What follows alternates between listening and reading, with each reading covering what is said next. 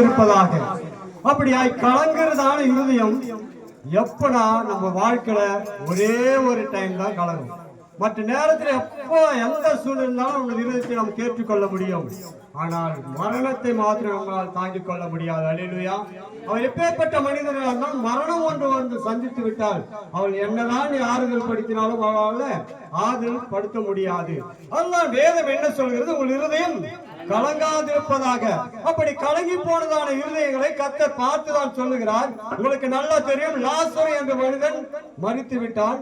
அந்த சகோதரி அழுகிறார்கள், கலங்குகிறார்கள். ஐயரே, நீர் இங்க இருந்திருந்தால் மரித்திருக்க மாட்டானே. அவருடைய இருதயம் கலங்கி போயிருக்கிறது. தேவன் வருகிறார் என்று கேள்விப்பட்டு ஓடுகிறாள் இயேசுவிடத்துல. நீர் இங்க இருந்தீர்களா என் சகோதரன் மரித்திருக்க மாட்டேன். அந்த இருதயத்தை பார்க்கிறார். ஏசப்பா கூட சேர்ந்து அழுதுட்டாராம். அல்லேலூயா. இயேசு கண்ணீர் விட்டார் என்று வேதம் சொல்லுது. அல்லேலூயா. அப்படியா வேதம் என்ன சொல்றது?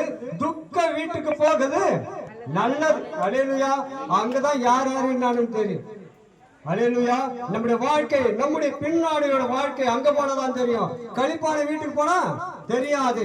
அப்படியானா வேதம் என்ன சொல்லுது? அந்த லாசரு மரித்து போனதுனால சகோதரிகள் துக்கமா இருக்கிறார்கள். இயேசுவிடத்தில் ஓடி வருகிறார்கள். நீர் இங்கே இருந்தீரானால் நலமா இருக்க சகோதரன் மரித்து இருக்க மாட்டானே என்று தேவனாய் கர்த்தர் அவளை ஆறுதல் படுக்கிறார். அது மாத்திரமல்ல, அவளோடு கூட சேர்ந்து அவரும் அழுதுட்டார். அல்லேலூயா. ஒரு மனதுருகிற தெய்வம் ஒருவர் உண்டானால் அது கர்த்தராகிய இயேசு கிறிஸ்து மாத்திரம் தான். அல்லேலூயா. அப்படியே அவளுக்கு சொல்கிறார் தேவனாய் கர்த்தர், நீ விசுவாசித்தால். அல்லேலூயா. அப்படியே எந்தெந்த மனுஷன் விசுவாசிக்கிறானோ அவனுக்கு தேவனுடைய வார்த்தை சொல்லி அவளை பலப்படுத்துகிறா இருக்கிறார். மகனே, மகளே, கலங்காதே என்று சொல்கிறத வார்த்தையை பார்க்கிறோம். அது மாத்திரமல்ல, யாவீர் என்ற ஒரு மனிதன் என்னால் அவருடைய மகள் மரித்து போற நிலை.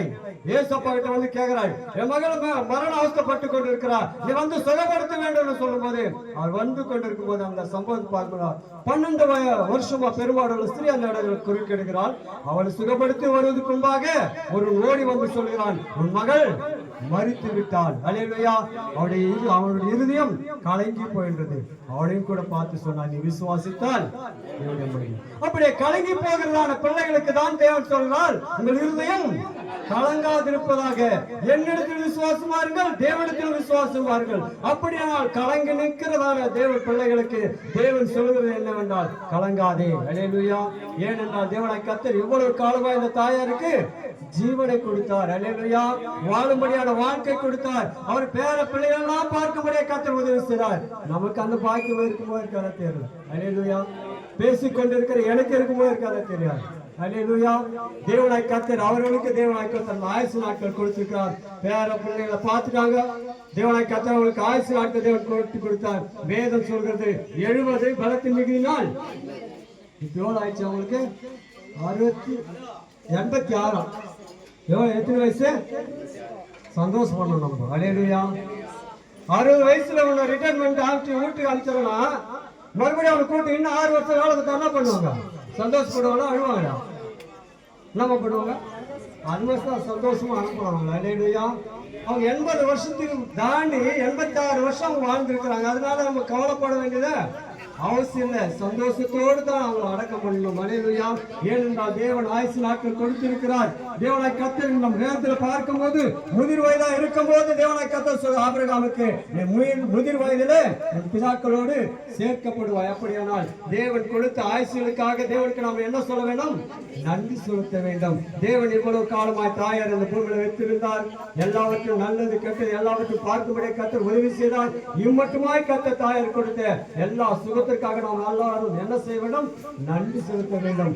அவரோடு கூட நாமும் கூட அந்த கலங்கி போயிருக்கிற சகோதரர்களுக்கு, பிள்ளைகளுக்கு, பேர பிள்ளைகளுக்கு உங்கள் இருதயம் கலங்காதிருப்பதாக. தேவனாய் கர்த்தர் என்ன சொல்கிறோம்னா, உங்களுடைய இருதயம் கலங்காதிருப்பாக. தேவன் கொடுத்த ஆயுசு நாட்களுக்காக நம்ம என்னதான் சொல்லலாம்? சோத்திரம் தான் சொல்லணும். அதுதான் யோகம் சொல்லிட்டாரு. கர்த்தர் கொடுத்தார், அவரு சொல்லிட்டு போட்டாரு. ஆனா இங்க அழகு ரொம்ப தான். அல்லேலூயா. நம்மளால சொல்ல முடியுமா? நம்மளால சொல்ல முடியாது. சொல்றார், கர்த்தர் கொடுத்தார், கர்த்தர் எடுத்தா கர்த்தர் நாமத்துக்கு சோத்திரம். ஏன்னா தேவன் அவ்வளவு ருசித்து பார்த்திருக்கிறார். அவரு ஏன்னா நான் எங்க இருந்தாலும் அவரோடு கூட இருப்பேன், எங்க போனாலும் அங்க போன. அதனால எனக்கு சாவை பத்தி கவலை இல்லாத. அப்போ பவுல் சொல்றாரு, கிறிஸ்து எனக்கு ஜீவன், அது வந்தாதான் அங்க போக முடியும். எனக்கு சாவே வேணாலும் இங்கே ஆண்டவர்கிட்ட போக முடியாது யாரும். நான் 120 வருஷம் இங்க இருந்தா இங்கே தான் இருக்கணும், ஆண்டவர்கிட்ட போக முடியாது. அதனால கிறிஸ்து எனக்கு ஜீவன், சாவு எனக்கு ஆதாயம். ஒவ்வொரு மனுஷனும் பூமியில் பிறந்த ஒவ்வொரு மனுஷனும் எதை சந்திக்க வேண்டும்? மரணத்தை சந்திக்கும். மரணத்தை சந்திக்காத ஒரு அப்பாடம் போக முடியாது. அல்லேலூயா. எப்பேற்பட்ட கோட்டீஸ்வரனா இருந்தா கூட எண்ணத்தை சந்திக்கணும், மரணத்தை சந்திக்கணும். அவன் செய்த கிரியைகளுக்கு தக்க பலன் நிச்சயமாய் அவர் கொண்டு வருவார். நீ நன்மை செய்திருப்பாயானால் உனக்கேற்ற பலன் உனக்கு வரும், நீ தீமை செய்வாயினால் உனக்கேற்ற பலனும் வரும். ஆனால் அன்பான தேவ பிள்ளைகளே, இந்த குடும்பத்துக்காக நாம் ஜெபிப்போம். நம் தனிப்பட்ட ஜபத்தில கூட இந்த பிள்ளைகளை நீ தாங்க முடியாது. நாளை நடக்கிறதான அடக்காரனே தேவனாய் கர்த்தர் நமக்கு எல்லாவற்றையும் சாதகமாய் மாற்றி கொடுக்க வேண்டும். மழைகள் இன்னுமாய் வருகிறவர்கள் எல்லோரும் சீக்கிரமாய் வந்து நல்லடக்கம் செய்ய முடியாது. கர்த்தர் உதவி செய்வாராக. இந்த வசனங்களை கர்த்தர் ஆசீர்வதிப்பாராக.